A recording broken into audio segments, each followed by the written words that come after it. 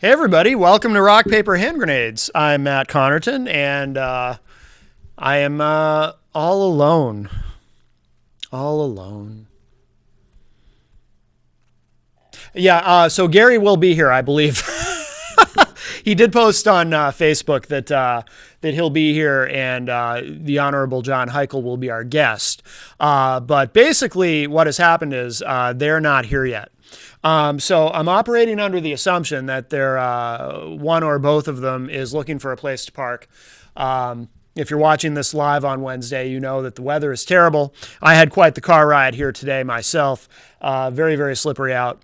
And so I assume that they are en route, but trying to get here safely. So because I can usually find things to ramble about pretty well on my own, and anyone who has seen my own show, Matt Connerton Unleashed, knows that. I figured, I can do this until they get here and just talk some things. Obviously, things have been very, very busy in the news in terms of a couple big things. Earlier on Matt Connerton Unleashed, I talked a lot about Ferguson. I talked a lot about immigration. People very upset, people on the right, which I think is probably the primary audience for this show. People on the right very upset with Obama's executive action on immigration. So I talked about that. If you're interested in hearing my thoughts, I am pretty liberal on that particular issue, probably to the chagrin of much of the audience who watches this show, but you can hear all that on my show if you want to check it out, that I did earlier today, and that'll be up tonight on IPM Nation. For those who don't know, by the way, if you're interested in previous episodes of Rock, Paper, Hand Grenades, if it's not always convenient to see the show live when it airs and whatnot, if you go to IPMNation.com, you'll see on the right side of the homepage the list of top 10 shows that we have. We have a lot of different programming on IPMNation.com. This is one of them, obviously. And if you click Rock, Paper, Hand Grenades, you can find the video archive. And all the way back, I think we're in our 4th year. I think we're coming up on our 5th year of doing this show. So all the way back to the beginning of the show, you can go back and access the archives at IPMNation.com, as well as my own show, Matt Connerton Unleashed. So if you want to hear what I talked about today in terms of immigration on that show, you can find that too. Some of you will probably be very upset with me if you watch that. But yeah, we archive everything on IPMNation.com. And by the way, that website is mobile friendly. So meaning if you don't know what that means, it means if you access the website on your mobile device, your smartphone or your tablet or whatever, it automatically reformats to fit your device. And we recently did a little additional streamlining on the site to make it even more mobile friendly, so it's easy to navigate, because we exist in a time when more and more people are accessing media on the go, both video and particularly audio too. Now you can just plug your smartphone in your car and listen to that instead of regular radio or CDs. A lot of people listen to podcasts in the car. So, excuse me a moment. I'm very thirsty. I'm just going to do a Rubio here while I don't think I've ever done a Rubio on this show. I usually do it on my own show where I'll drink water while very awkwardly trying to maintain eye contact with the camera. So here we go.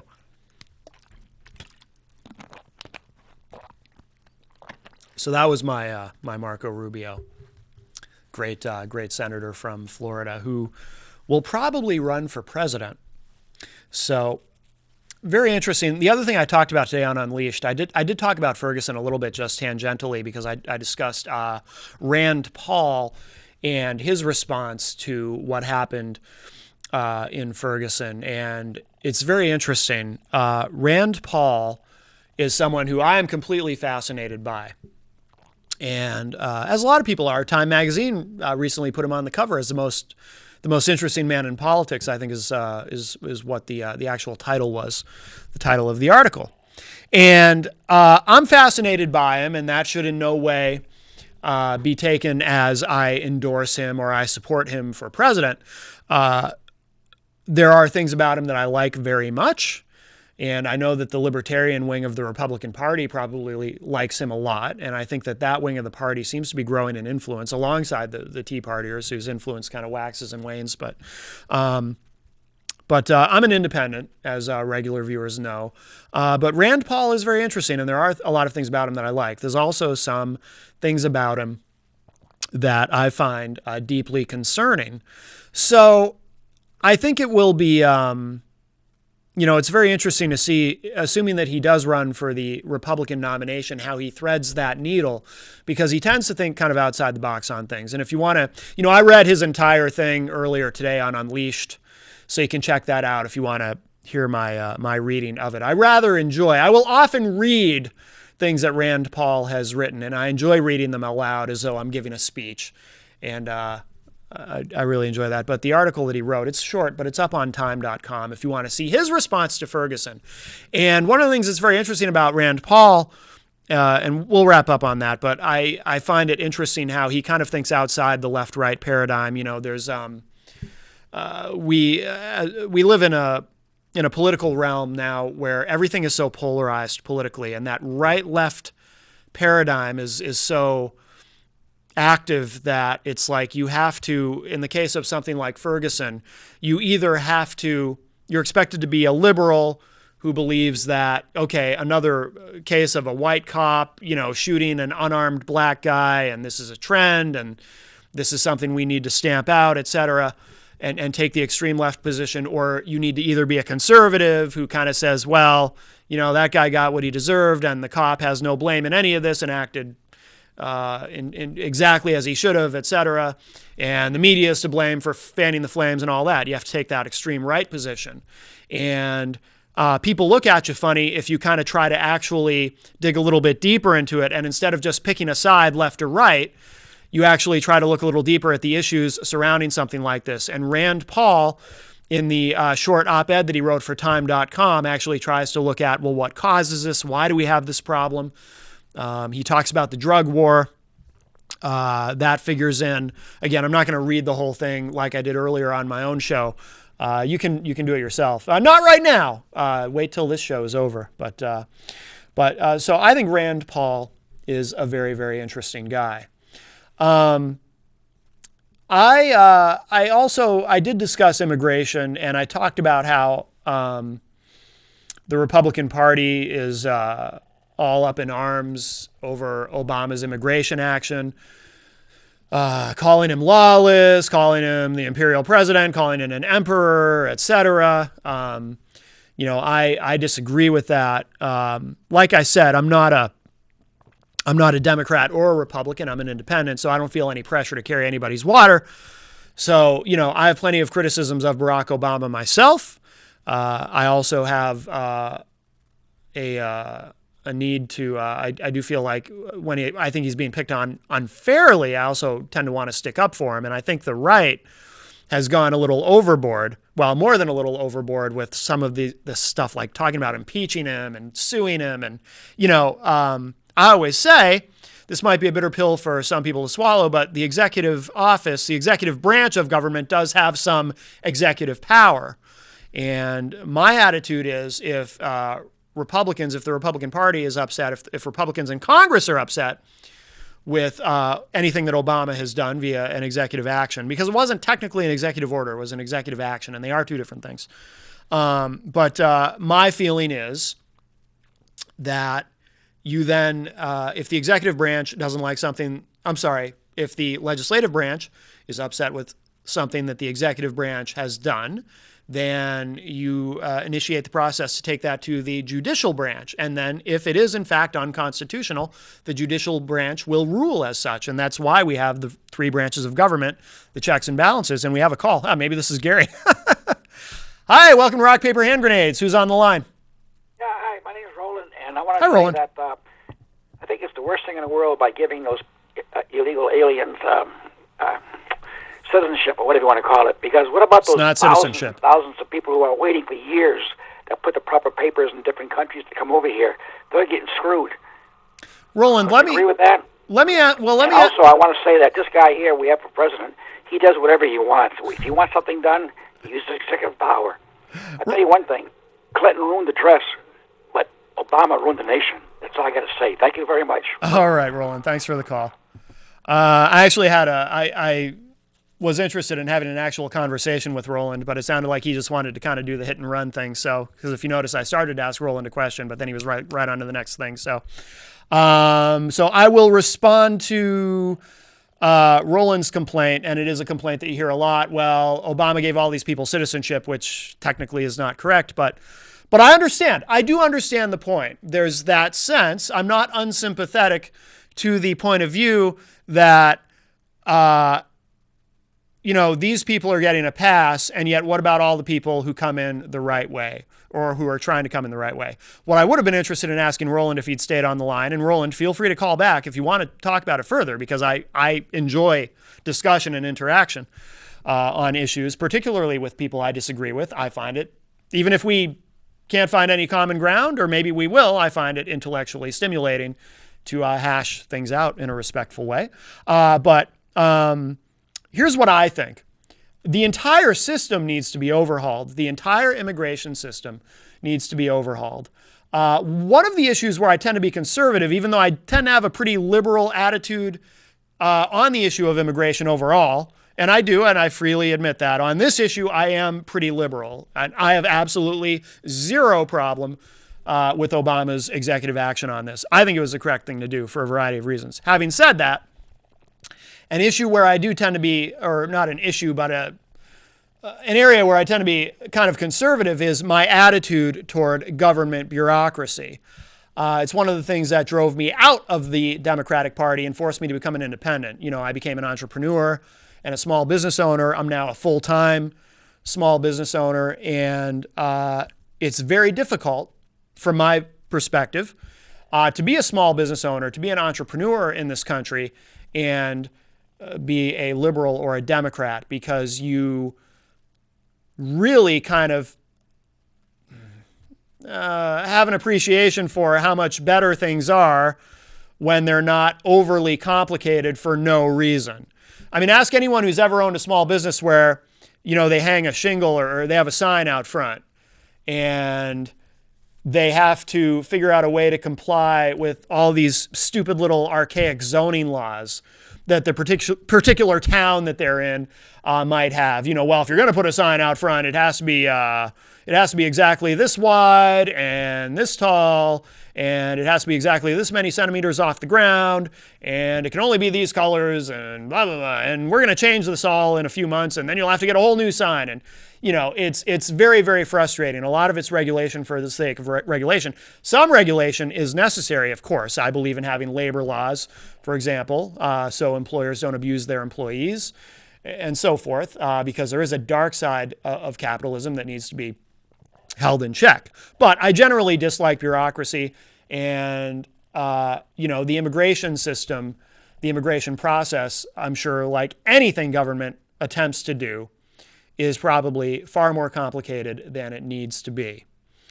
And we actually discussed last week on Matt Connerton Unleashed, my guest was the Honorable George Lambert, and we actually discussed that a little bit. We got into it right at the end of the show, but we began to discuss how the immigration system should be overhauled. I don't have a problem with what Obama did. First of all, I don't think that there's anything out of line about it in terms of, some of the hyperbole and what the right is saying about him.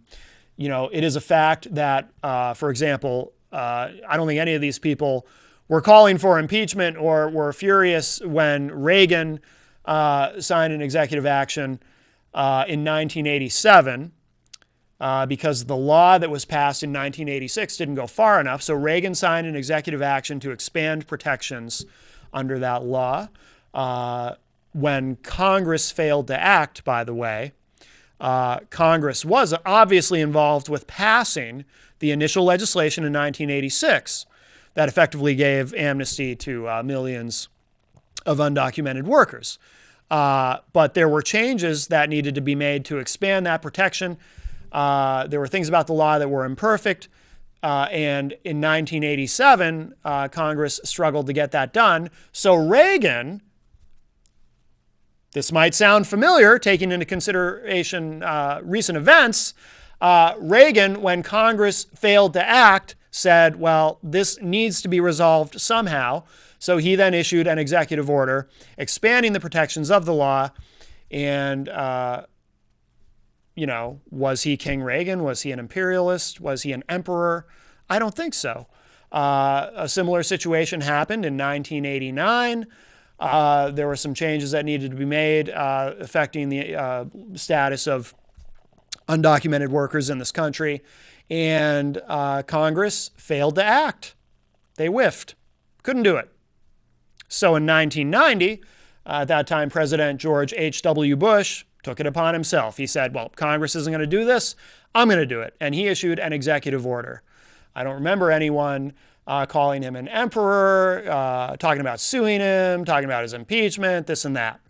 I'm not surprised that this attitude does exist with Obama because that has been the case from day one. Where, this guy can't do anything without being called lawless or whatever. And by the way, in terms of executive orders, he's actually been kind of miserly compared to previous presidents. He has not, in my view, abused his power in any way. Now, again, I have plenty of my own criticisms of Barack Obama. I just feel that the right has just gone wild with this stuff. And it bothers me because I think there are legitimate criticisms to be made of this president. When you have the opposing party taking everything to the extreme and just kind of going off the rails and almost caricaturing themselves with how they speak about the president, it kind of has this diluting effect where it's hard to take any of the complaints seriously. For me as an independent, it's hard to take any of these complaints seriously when some of them get so ridiculous. If you can't, I always suggest to people, keep your powder dry. Don't start complaining unless there's something specific and legitimate to complain about. But if you're going to start impeaching a president over an executive order that you're not happy about, then all the complaining that you do, I think, starts to sound a little over the top and silly. And again, it's not to stick up for Obama in the macro, but I will on this point. Just like I would stick up for George W. Bush on certain things where I thought the left was getting a little carried away with some of their criticism of him. I didn't vote for Obama in 2012. Not that I voted for governor 47% either. I went third party as an independent. I chose to vote for the Libertarian candidate, Gary Johnson, former governor of New Mexico. Of the three, I thought he was the best choice. Plus, I really want to support independence. But no, I have no problem with what Obama did. But what I would suggest to Republicans is if you do have a problem with what Obama did, then it's you got to take it to the Supreme Court, the judicial branch of our government, and they will. If they deem Obama's executive action unconstitutional, they can strike it down. Simple as that. It's the three branches of government. That's how it works. If you have a president who is truly out of control and wielding this immense power and it's just too much, we have a system of checks and balances to check that power constitutionally. That's how it works. Now, it's interesting to me, as long as we're talking about suing the president, that now John Boehner, apparently they're going forward with the lawsuit, he and House Republicans to sue Obama over his executive orders to delay specific parts of the Affordable Care Act.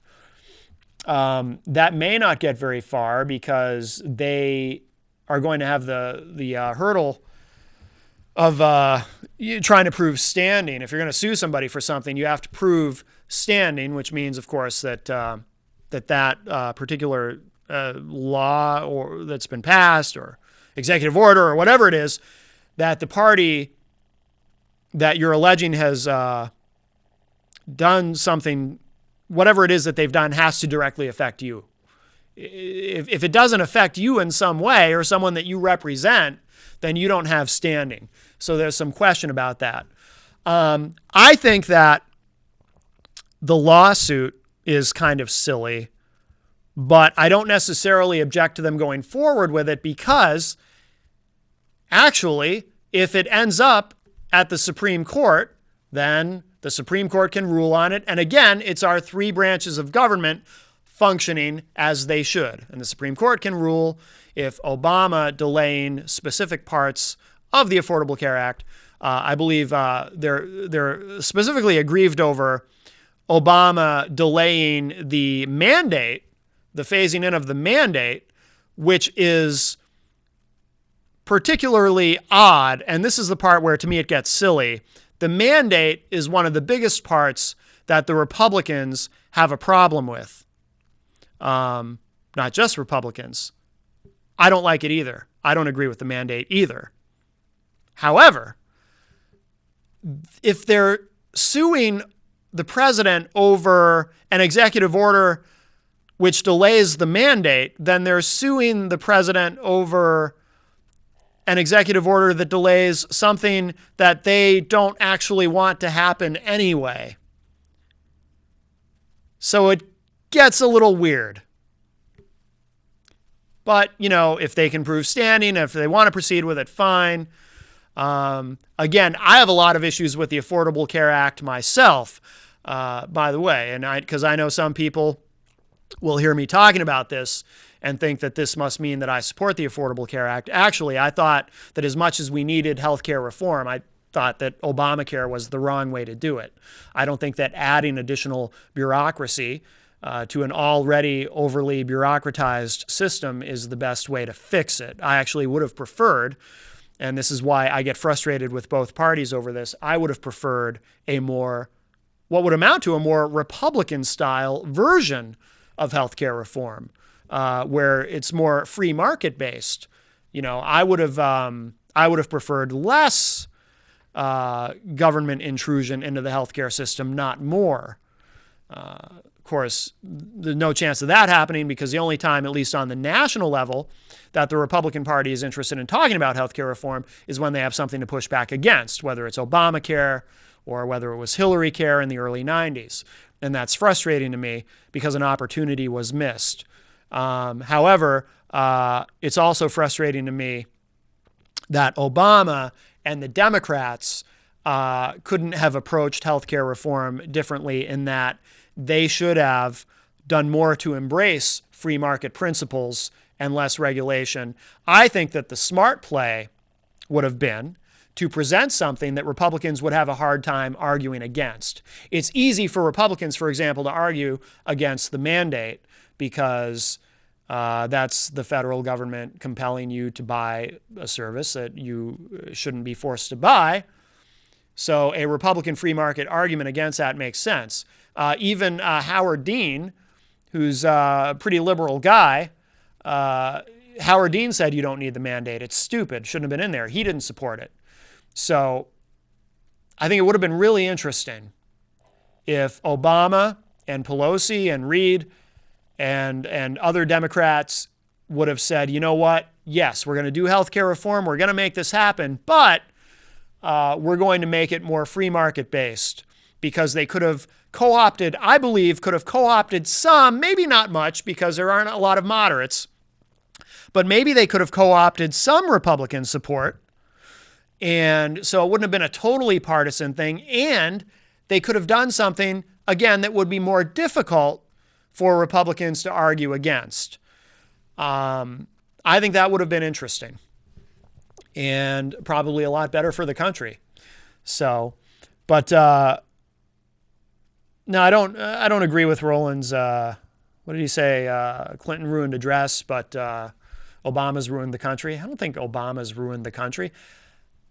I don't get all this hyperbole. I think is really, does anyone really think that Barack Obama ruined the country? Maybe if you're a Republican, you do. I know, some Republicans really do think that he's a secret Muslim-born Kenyan terrorist, whatever, who any day now is going to order an executive order, probably on his way out of office, on his last day in office, he'll order an executive order to shred the Constitution and declare some new hybrid of communism and Sharia law, and that he's this incredibly dangerous guy who hates America and hates white people and all this stuff. And I think he's just a liberal Democrat. He's just a liberal Democrat. And, if you don't like liberal Democrats, you're not going to like him. But some of this stuff gets very strange to me and just really, really overblown. As far as 2016, I don't know. I'd be curious to know if anyone who's watching the show live wants to chime in. Maybe Roland, if you want to call back. I'd be curious to know who people are interested in for 2016 on the Republican side. We do know that on the Democrat side, Hillary Clinton is probably the presumptive nominee. But, of course, we also thought that in 2008. And then Barack Obama showed up. So who knows? Who knows? I will be very interested to see. We talk a lot on this show about the divisions in the Republican Party, the fractioning, the different factions that exist. We certainly see that play out in New Hampshire quite a bit. You've got traditional establishment conservatives, which I think is kind of the category I'd put Gary in. You've got the libertarian wing, which is certainly the category I would put George Lambert in. You've got the Tea Partiers. I know Gary considers himself a Tea Partier, although to me, I perceive him as more as an establishment conservative, but he considers himself a Tea Partier. And you've got some moderate Republicans and so forth. I have a prediction that you're going to see some of that actually play out on the left. And that may surprise some people because it seems like the Democratic Party tends to be much more in lockstep, and you don't see these different factions within the Democratic Party fighting for control. I think it might happen, though, not to the extent that you see with the Republicans, where you have multiple factions and people trying to pull the party in different directions. I think you might see, though, and you might not see it at all, but I'm hoping it plays out. I'm hoping it happens because it'll be fascinating to see it play out. You might see the Democratic Party split into two factions, where you've got sort of the populist, liberal, more government-friendly, more bureaucracy-friendly Democrats, and then you've got the more moderate, Arnie Arneson, I think I heard call them corporate Democrats, the more Bill Clinton-style Democrats, the more Hillary Clinton-style Democrats, who may not be acceptable to the more liberal sort of Elizabeth Warren wing of the party. In fact, there's already been, I don't think she's going to run, but there's already been talk about Elizabeth Warren running and challenging Hillary for the nomination. I don't think she will, but I do think she might have a surrogate. I do think she might have someone she gets behind, she can attach herself to, or who will attach him or herself to her, who will run to challenge Hillary, who will run representing that more liberal populist wing of the party. Because the interesting thing about Hillary is this. I know that to a lot of Republicans, I talk to Republicans all the time who regard her as, another liberal. They just kind of paint with that broad brush. To some Republicans, every Democrat's a liberal. Hillary Clinton, however,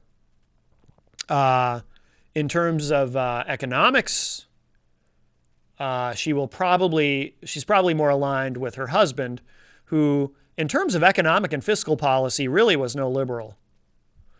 And some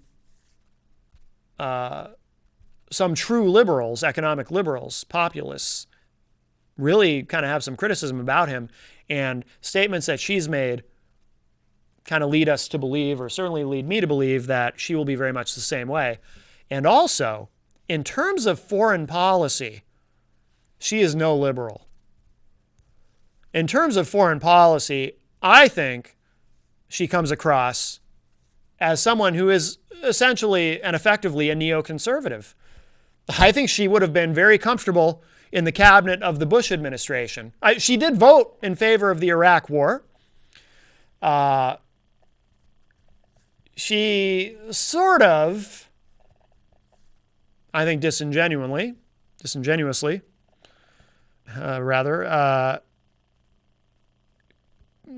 self-critiques her vote, but I don't think I've ever heard her come right out and say, well, that was a mistake and we never should have gone in and it was the wrong vote. I voted incorrectly. I don't think I've ever heard her really kind of own it. And I think that her foreign policy would essentially be that of a neoconservative. What I want to see happen, and I've said this on my show, and I don't know if I've really said it here on this program, and we're already more than halfway through, and Gary's not here, so I hope everything's okay, and neither is our guest. So this might be me for the whole hour, but I think it would be fascinating. This is kind of my dream match for 2016 for the presidential election. Republican nominee Rand Paul versus Democratic nominee Hillary Clinton. I think that would be a fascinating dynamic to see play out. And again, it's not because I necessarily think that those are the two best people. I don't. Both of them, I can honestly say, have things I like about them and things I dislike about them. Rand Paul has been very impressive to me in many ways. But there's also, I have some concerns. Hillary, definitely have some concerns, especially with her neoconservative bent on foreign policy. That is deeply concerning to me. What would be fascinating about this particular dynamic, however, the two of them running against each other, is that typically this is a huge hypersimplification. But the way it typically goes is, in terms of foreign policy, the Republican is more of the hawk and the Democrat is more of the dove. Again, that's a big oversimplification, but that's sort of how that paradigm is supposed to go. But if we have, in 2016, Republican Rand Paul versus Democrat Hillary Clinton, we will have, and it'll be the first time, certainly in my lifetime, I can remember anything quite like this. You'll have a more dovish Republican versus a very hawkish Democrat. To me, as a political junkie, that's fascinating. I think that will be very interesting to see that play out. And that sort of flipping of roles ideologically doesn't stop there, although that will be in the most meaningful, pronounced way. You know, hearing a Republican who's sort of non-interventionist versus a Democrat who, as far as I can tell, thinks it's great that we just go in and invade and use drones and all that stuff. But in other ways too, for example, Rand Paul has been very critical of the war on drugs. Rand Paul, representing the more libertarian wing of the Republican Party, talks about things like, sweeping changes to our drug laws. I think he'd like to legalize marijuana. I'm not sure if he's actually on record as saying that specifically, but I think he'd like to. These are things that Hillary Clinton probably wouldn't go for. So that's another example of an area where you would see kind of that, a flip-flop of roles, of ideology, where you've got the Republican candidate sounding kind of liberal and a Democratic candidate sounding more establishmentarian, not ism. So I just think that would be fascinating. So we'll see what 2016 holds. Again, I think we might see that fight break out on the left. On the right, you've got Rand Paul, who has another challenge, by the way. According to the state law in Kentucky, no candidate can be on the ballot twice. Rand Paul was banking on Republican control of the state legislature in Kentucky to change that law, which would then give him a clear path to run for president and still at the same time run for re-election for his Senate seat in Kentucky, because that will also be up for grabs. So he could hedge his bets. You know, he can run for president, but also be on the ballot for a senator. So even if he were to lose the presidency in a general election, he could still hopefully retain his Senate seat. However, the Democrats now have control of the state legislature in Kentucky. They kind of bucked the Republican wave So we now have a scenario where Rand Paul, and they're in no hurry to do anything to accommodate Rand Paul because he's of the opposing party. So now the situation in Kentucky is Rand Paul might not be able to run for president, or if he does, he's got to give up his Senate seat, which he obviously would prefer not to do. So Rand Paul is interesting. You've also got Marco Rubio.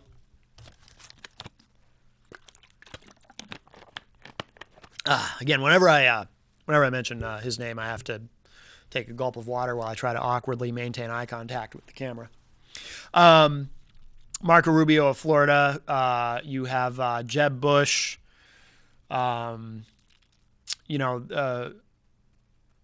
was a time when it was after George W. Bush for a little while anyway. It was hard to imagine another Bush in the White House, but we might actually get a third one. Jeb W's brother, or as I like to refer to him, the smart one. We'll see. Scott Walker of Wisconsin, his name has been mentioned. I am very skeptical in terms of how he would do, but his name has come up. John Kasich, his name has come up again. He's someone I'm very skeptical about. And then you have, of course, Chris Christie, who is very interesting. He seems to have put the whole Bridgegate scandal behind him. We're not hearing about it much lately, but we'll see. So 2016 will be very interesting. In terms of going back to immigration for just a moment, let me kind of explain my own thinking on that issue. The reason why I'm fine with what Obama has done. First of all, I don't think he's outside of bounds in terms of what he's done legally, especially given what his predecessors have done on the same issue. But also, too, I'm not ideological in nature. I consider myself a pragmatist. Whatever the problems and issues are, I just want to solve them pragmatically. I'm not interested in, what is the liberal solution? What is the conservative solution? What is the libertarian solution? I just want to solve the problems.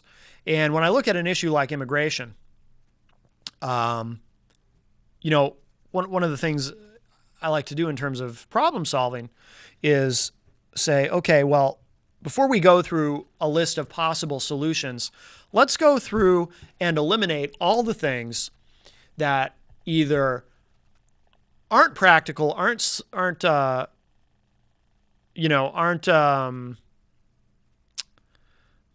likely to happen, aren't politically likely, or they're just kind of perfect world scenarios, but we don't have the resources to do it, or whatever they are. So when I think about the list, of course, the most ridiculous one that I hear, although I don't hear it as much as I used to, some people will say, and this has kind of a xenophobic tone to it, but you'll hear, round them all up and send them home. In other words, deport all of them, the 11 million. Obviously, that would, not only would it never happen, but it's impossible, which is one of the reasons it would never happen. Plus, if you really believe that, you've got to stop and ask yourself, is that really where you want to see all of our law enforcement resources going? I would prefer that law enforcement be used to solve crimes like rapes and murders and robberies and things like that. Jose down at one of the restaurants on Elm Street washing dishes. Am I overly concerned with his status in this country? Not really. I'm more concerned with crime. But it's impossible anyway. You can't do it. Okay, so let's take that off the list. Secure the border. We could do it. It's possible. We never will. The political will does not exist. Even when Republicans are in complete control, we don't get anywhere with securing the border. We're never going to do it. So let's take that off the list. What else is there? I mean, I'm already running out of even the pie in the sky solutions, because I think the only thing really to do is reform immigration. Oh, that's right. That's the other thing. Actual immigration reform through Congress, never going to happen. It never would have happened. It wasn't going to happen. It hadn't happened up until now. It wasn't going to happen as long as Barack Obama is president.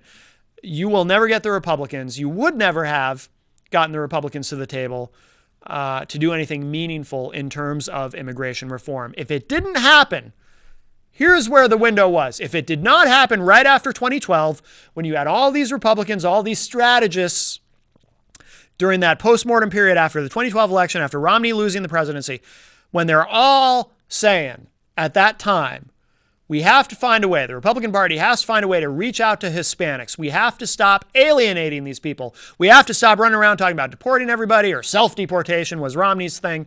We got to stop that. We have to find a way to reach out to these people, or we are going to die as a party. Okay?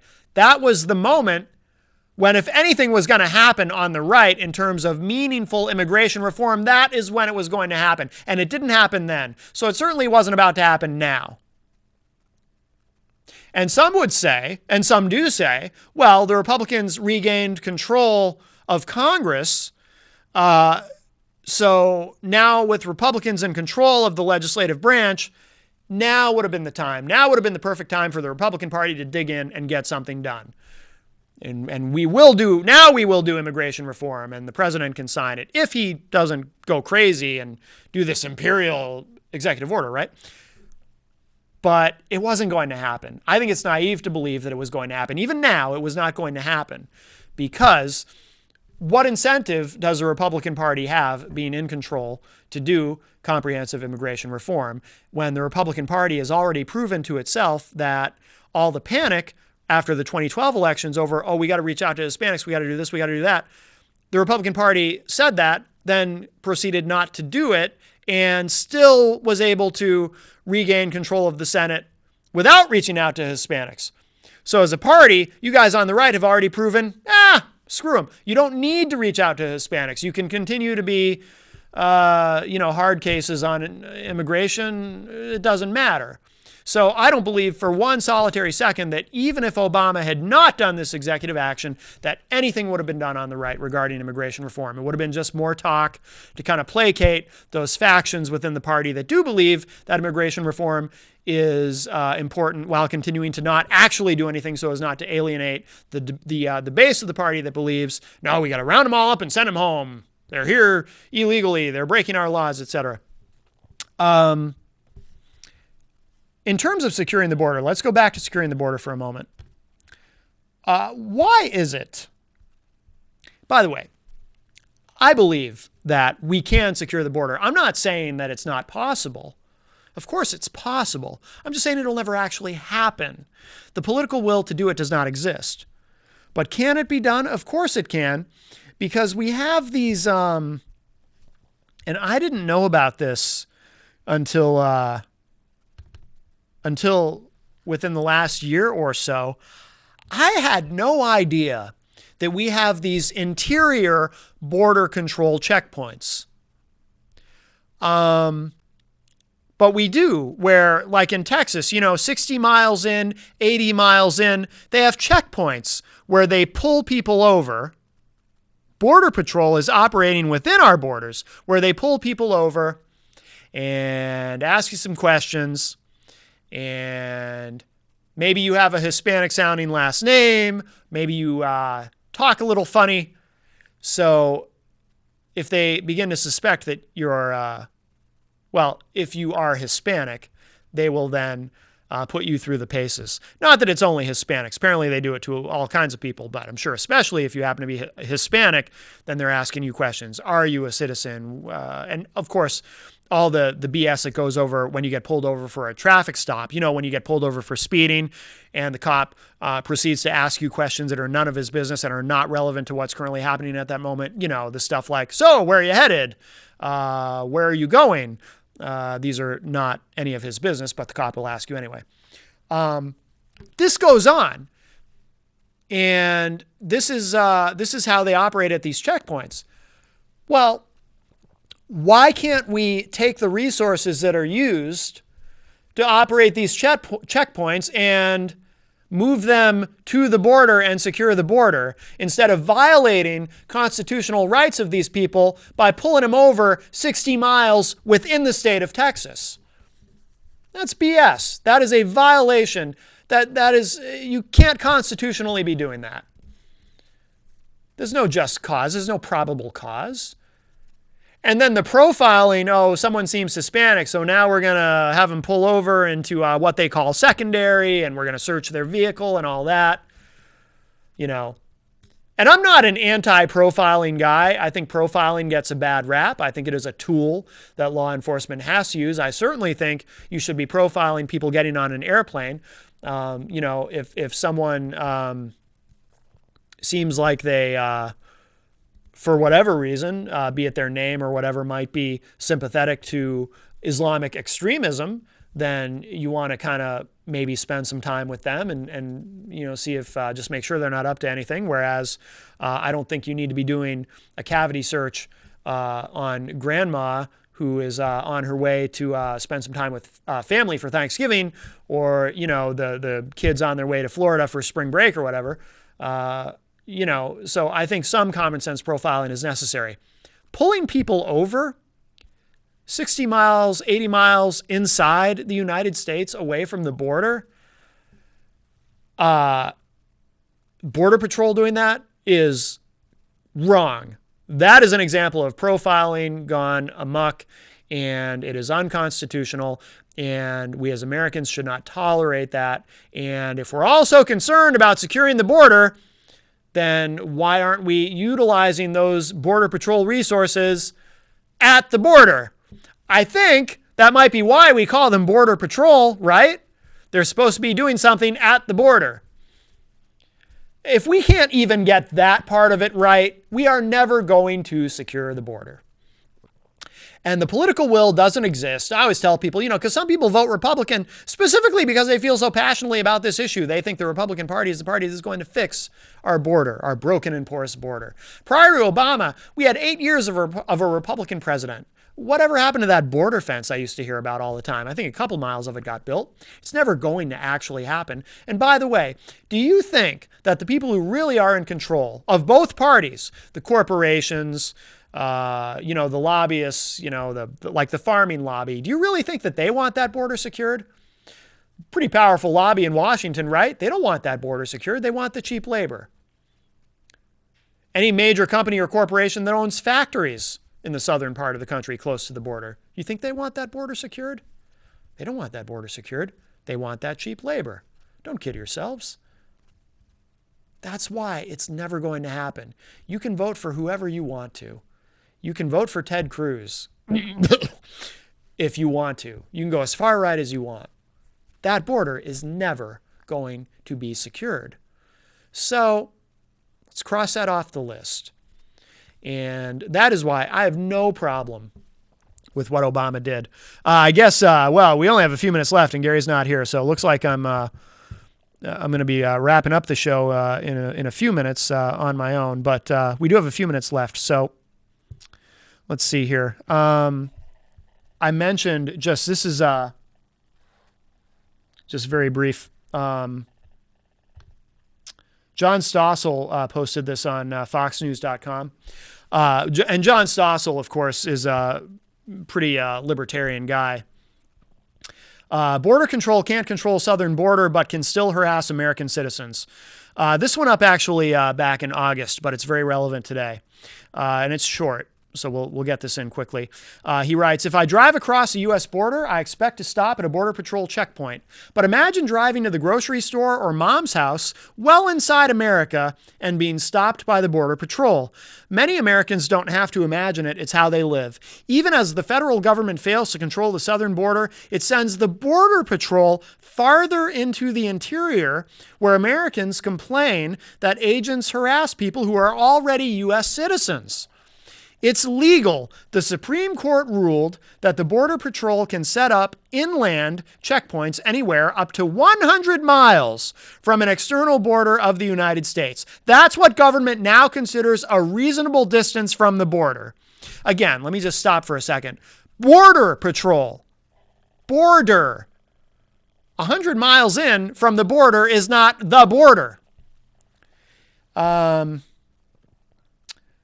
American James Lyle, who's a lawyer for the American Civil Liberties Union, said, quote, "Interior checkpoints fundamentally fly in the face of what it means to live in a free society where you don't have to answer to federal agents when you're going about your daily business," unquote.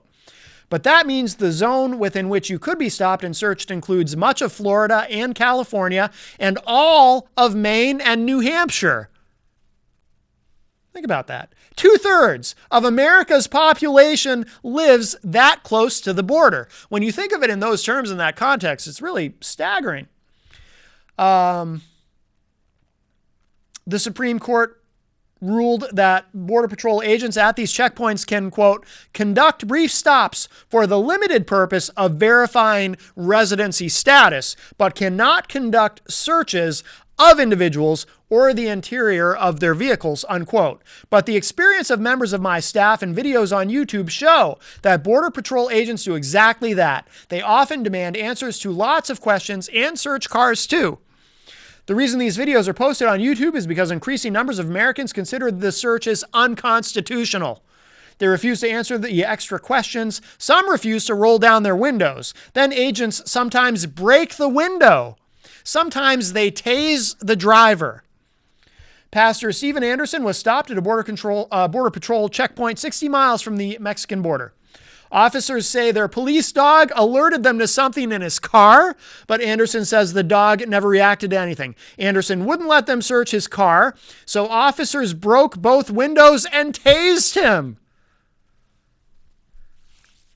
Police in Arivaca, Arizona, 25 miles from the border, told us that living there is like living in occupied territory.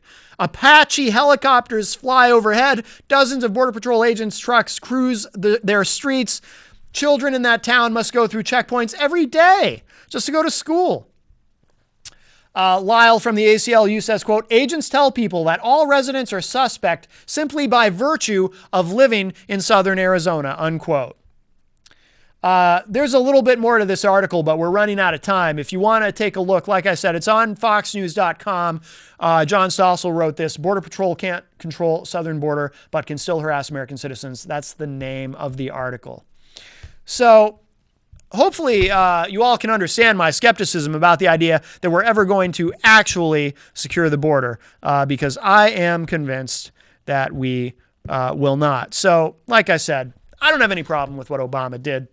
And I do believe that if it goes to the Supreme Court, they will rule his executive action constitutional. By the way, the Federalist Society, and I talked about this earlier on my show, Matt Connerton Unleashed, which will be available online tonight on IPMNation.com by 10 p.m., They argue that as much as they, as conservatives, aren't necessarily thrilled with what Obama has done or his immigration policy, they don't see anything unconstitutional about it. As lawyers, they don't think he was out of bounds. So that is about it. So I will get in touch with Gary after the show and make sure that he was okay, because he did post something on Facebook earlier, again, that he would be here.